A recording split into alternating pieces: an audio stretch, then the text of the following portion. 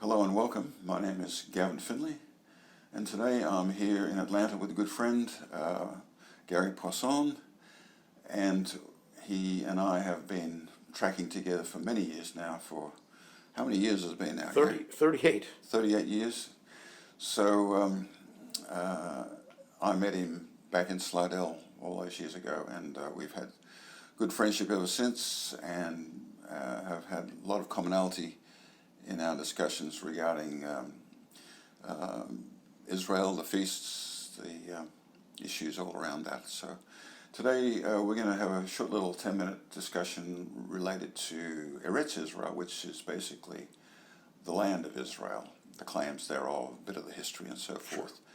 And I'm glad to have you here with me, Gary, to sort of clarify some of these things and to provide a little bit of a focus for people to know what went on, so that the fog can be dispelled and we can get better clarity to some of the issues. So. Well, that is my hope and desire. And one of the things I'm very enthused about is your desire, with many others, to bring the house of Israel back together. It's extremely important, it's biblical, but there are several aspects to it. There's the spiritual dimension, there's also the physical dimension. The physical dimension is manifest in what we know as Israel today. There are many things and many dynamics that have gone on throughout the years and actually through the centuries with this particular parcel of land.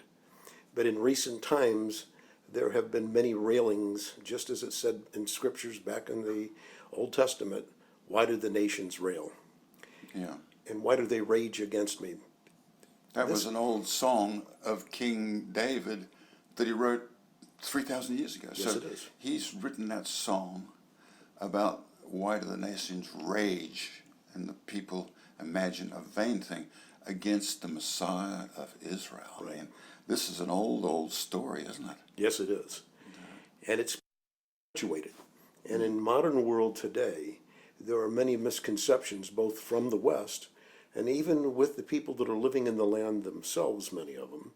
And as you and I evidenced, many, many years ago, we were in Israel together in 1995. And I remember distinctly speaking with some gentlemen that were in an Arab shuk when we were having some coffee with them in the Arab section.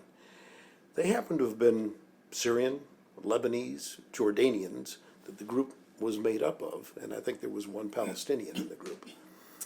And they started screaming and yelling about, they want Palestinians to have their self-rule again and wanted to march forward with that. And that's all well and good if there was truth to the statement. And if you remember, I asked a question of them, what self-rule were they speaking of?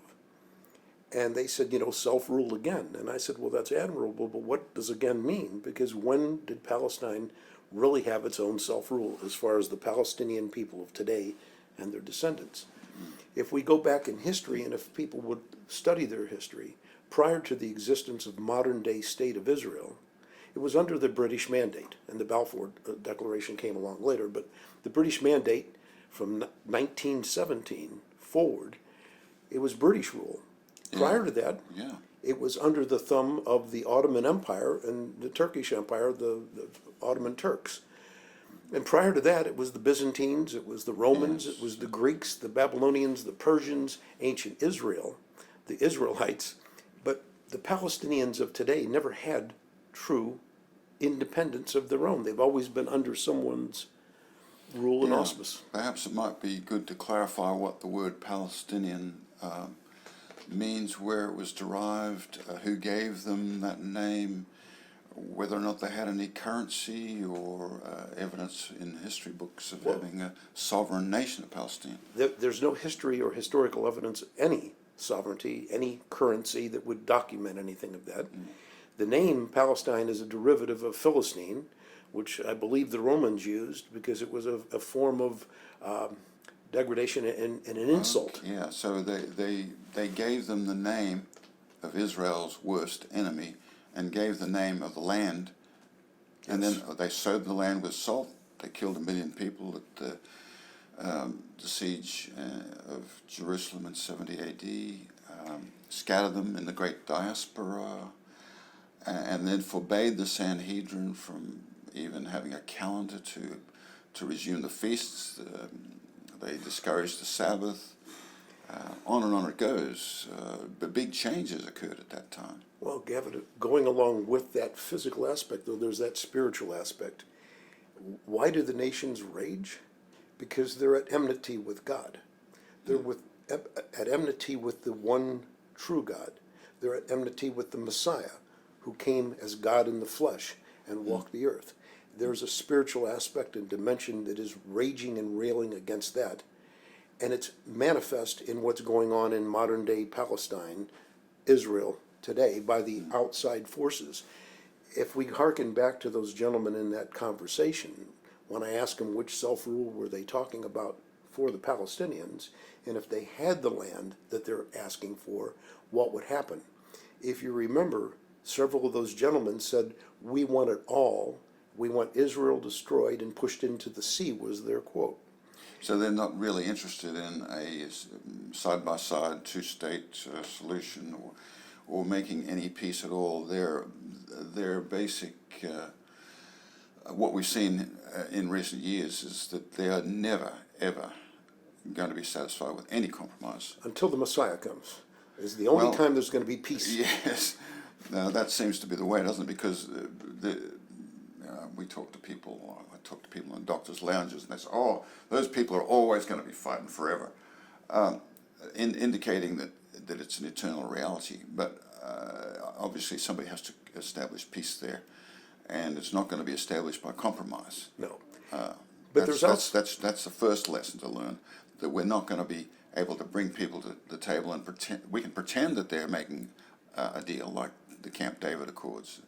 We can pretend that they're coming to a consensus, and then there can be a lot of money popped under the table to make them feel happy as they go away. But when they return back to their people, the rockets start firing again across Gav, that's because from Gaza into Israel, and so there's no real peace with compromise or even with the best deal making. Well, you've got those influences that are coming both from the West and from other sections of the Middle East that are trying to stimulate, provoke, whatever the term we want to use, dissension within that area for ultimate control. Now, whether it's the Western nations of Europe who are saying, oh, we need to give things to the Palestinians, and they deserve to have that, but where were they at in their own history as far as giving up land and giving away their territories? And we look at the group that we were referring to a moment ago, or I was referring to, that we sat there and had coffee with. I asked them a question, and the question was, if you truly care about brotherly love amongst your Muslim brothers and neighbors, actions speak louder than words is an old expression, and it's so true.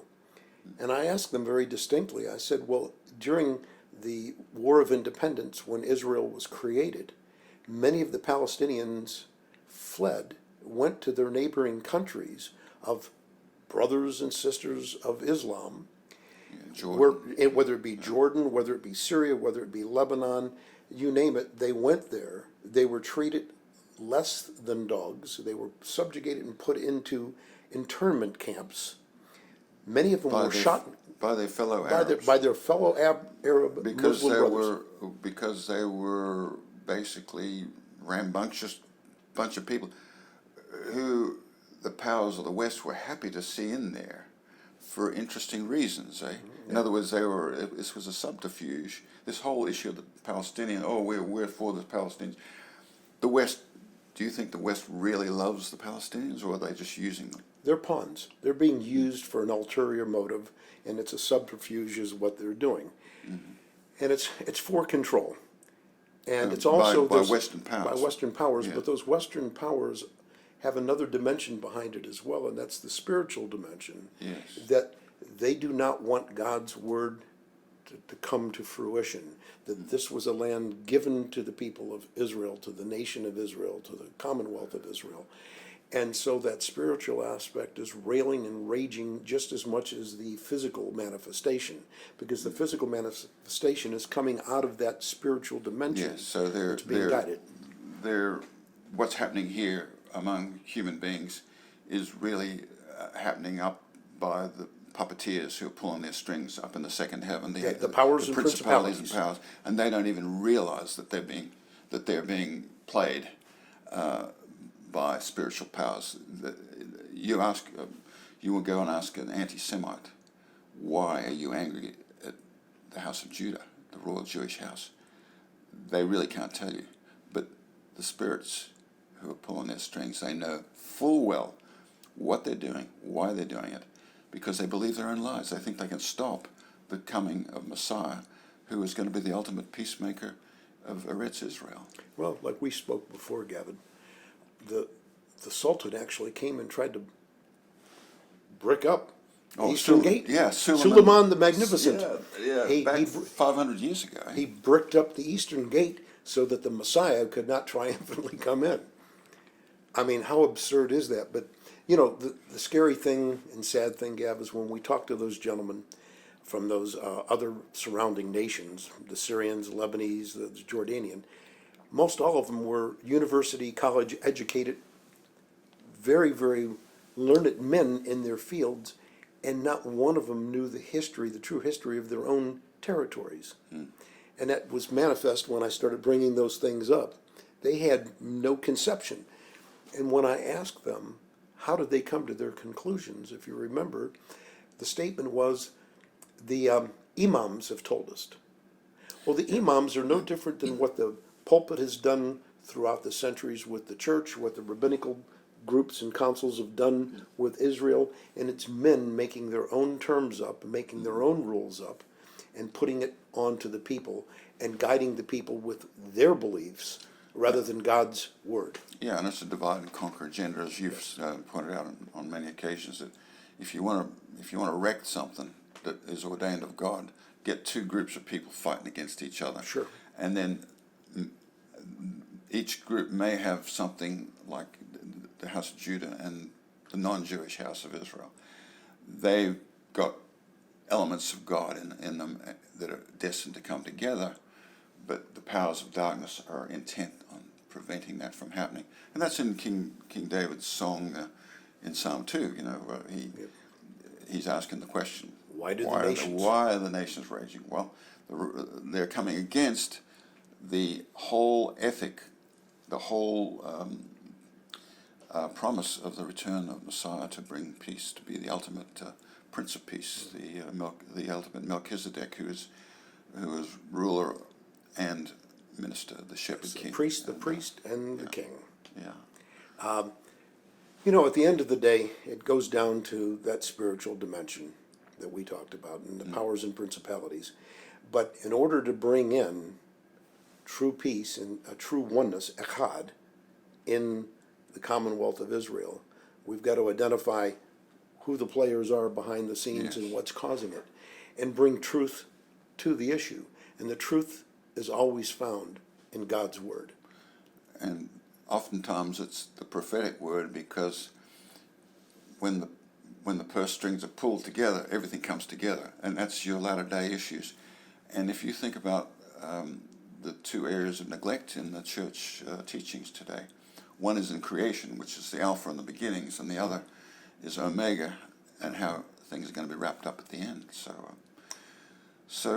And it's one story, Gav. Yeah, and so that's the story of the people of Israel and the land of Israel. And we've been concentrating on Eretz Israel in this particular little segment, and the claims to the land, and how as you mentioned, it transitioned from one kingdom to the next. And the Medo-Persians, the Babylonians, the Medo-Persians, Greeks, Romans, Byzantines, Turks, and then the Ottoman Empire, then the Muslims, British Mandate. And even the British Mandate, which was supposedly to provide a homeland for the Jewish people, was turned back on in 1947 after the war, when the refugees from the Holocaust were trying to return to Israel, and they were prevented from doing that by the British, who had the mandate over the Holy over the land. And here it is back in in 1917, 30 years before, they promised a homeland to the Jewish people. And they obviously reneged on it. There was Lawrence of Arabia, that story of tilting towards the Arab cause, and then the discovery of oil, and then the House of Sword. I mean, it's a big political mosaic of different pieces. Several dimensions, Yeah. several But pieces. I must say that there was one bright spark in it all, and that is when the Australian light horse went across from the port in Eilat and went across the desert and took the wells at Beersheba and went on up with General Allenby. And there was high hopes there that when the Turks were pushed out, there could be peace and that the Jewish people could have a homeland in peace. Among the evangelicals, that was definitely the hope. And the British evangelicals had that hope very strongly. It was a very faithful hope, which we continue with today. But what was there the will be government's- peace. What was the government's desire? Well, the government will be the government, of course, and they will make their compromises, and the powers that be will put their pieces on the table, and the game will go on in the back halls of politics. So the hopes of British evangelicals, American evangelicals today, are for peace in Israel based upon Messiah. Some dominionists today think, like the British dominionists back at the turn of the last century, that under British rule, we'll have it all put together nicely. And now they're saying the same with America. Under American rule, we'll rule the world and provide peace in Israel, and everything will be put together nicely. But there's some unfinished business, not only in Israel, but here in the hearts of God's people on both sides. That's the Yeah. key, Gavin. It has to come from the heart. Whether the Messiah has physically come again, or whether it's indwelling in the hearts of men, without that, there won't be peace. And one of the things that came to my mind back when we had those conversations in '95 with those same gentlemen, we heard over and over again Israelis saying, the Jewish Israelis, saying, we just want peace. We're willing to give them the Golan Heights. We're willing to give them anything. We just want peace. Yeah. And for someone to give up some of the most strategic areas that could be used against them, from the flow of water from Mount Hermon to the Golan Heights, which is the high ground militarily, and what have you, to want to even give that up in order to have peace is admirable. But peace without the Messiah won't take place, because if one party has peace and truly wants it, and the other one is just saying, yeah, we'll do a peace accord and we'll just sign a name to it, it has to come from both parties, from the heart. And it won't ever work unless both come to the table truly desiring genuine peace. Yes. And of course, the royal Jewish house of Judah, if I can put it that way, who has taken the first stake towards the restoration of Israel, and God bless them for that. They can't do it by themselves. And the other thing is, they're in no legal position to give away land that was given to God's covenant people way back when. They don't have any legal right to do such. So they're laying claim to all of the land which is beyond their land, the house of Judah in the south and Jerusalem.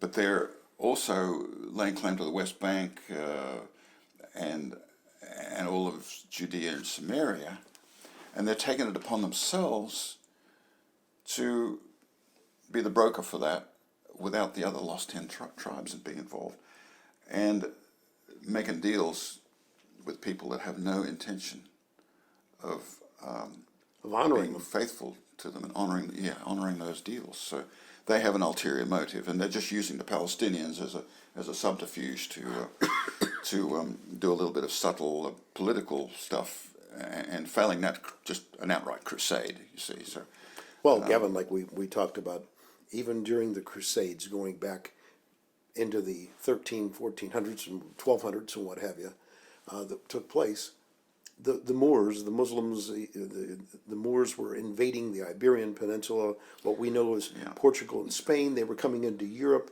No one worried about that, but the Crusades were mustered up, went straight to the Holy Land to take over God's Yeah. country. Now that's novel, isn't it? Yeah, and they didn't Yeah. didn't raise a sword or arm against the invaders till they were knocking on the door of Vienna. Yeah. Now that isn't that interesting. I mean, you would think that if they really loved their homeland of Europe and their people in Europe, that they'd fight against the Muslims who had just basically taken over all of Spain. They're pushing up into France, and only stopped by Charles Martel at the Battle of Tours, and then they're coming in, several hundred years later, against Vienna. They're coming up through the Balkans. They've taken over there, and they're about ready to take over Vienna, and there is an army that's been raised in Poland, the Teutonic Knights, and they were planning to attack somewhere else, out of the Austro-Hungarian Empire against France and the Franks, and to do some internal battling. But when the Muslims hordes came in under Suleiman, and they're at the gates of Vienna, the armies are already ready. But they swung around and came and they saved Vienna. Yeah. Now, isn't that interesting? I mean, it's almost as if it was God ordained, that this bloodletting inside the Western powers was stopped, and yet they had an army to hold back. But that was almost like God had to organize it, because the Crusaders, 400 years before, instead of going into Spain and pushing back the Moors, instead of pushing back the Muslims coming into Italy, Sicily, and the Balkans, They went straight to the Holy they're going Land. straight to the Holy Land. It's almost as if they're like salmon returning upstream to the Caucasus Mountains, where the Caucasians came out in the so-called Indo-European migrations and so on. Lost tribes coming up through Parthian Empire, north of the Black Sea as well, with the Scythians being pushed west by the Mongols. Gab, there's a massive historical story that's there for people to just go out and research and learn from. I would say that, and maybe a way to wrap up this conversation is offering a challenge to the world. Yeah. The Muslims and the world at large. They want to see the Palestinians have their own homeland. There's an old expression, put your money where your mouth is. Put some skin in the game, rather than trying to destroy God's sovereign nation of Israel. Yeah. The Muslims have a thing that they use as one of their emblems, and it's a crescent moon. You could take that crescent moon and lay it over Lebanon, Syria, Jordan, all the way down to Egypt. And if they were to give up just a sliver the size of what the Palestinian state is supposed to be from every one of their nations, in brotherly love to their Muslim brothers, the Palestinians, you'd create a country much larger than modern day Israel. And it would be very, very little loss to those countries that I just mentioned. So if they're truly intent on seeing the Palestinians have a homeland, that would be as much a homeland, if not more, than anything that sits in modern day Israel. So I would challenge Europe, the United States, and the rest of the world, including the Muslim world. They want to see that. There's an opportunity. Everybody give a piece themselves. That conversation hasn't even opened up, has it? No, and it probably never will. Yeah, I mean, it would be the obvious one, really. I mean, the huge swaths of land owned by the Muslim powers. And they're not using those surrounding pieces. Arab powers. And, well, what about east of the Jordan River? I mean, that used to be Reuben, Gad, and the half tribe of Manasseh. Sure. Going up into Gilead, the beautiful pasture land. Which up is there. modern day Jordan. Yeah, it used to be beautiful pasture land. Well, talking about that pasture land and what have you, the Ottoman Turks, who controlled that for centuries, referred to that state of Israel as it exists today as the forsaken swamp desert land. No one wanted it. Yeah. Now all of a sudden it's become a strategic peace on the board, spiritually and physically, and it's blossoming as God said it would do, Yeah. with fruit, vegetables, and yeah, with just one or two of the tribes back. The Royal Jewish House is back, and look at the land. It's feeding itself and much of the providing world. food for Europe. Yeah. It's producing flowers. Gaza used to provide most of the flowers for Europe before it was given up to the Palestinians. Now it's trashed, completely trashed. The Palestinians have done nothing with all the millions that they've been given, except to rage and to teach their children to hate. And it's a grievous thing to do that to children. Nothing was done prior to the state of Israel. As a matter of fact, the quote modern day Palestinian people did nothing with that land prior to the British.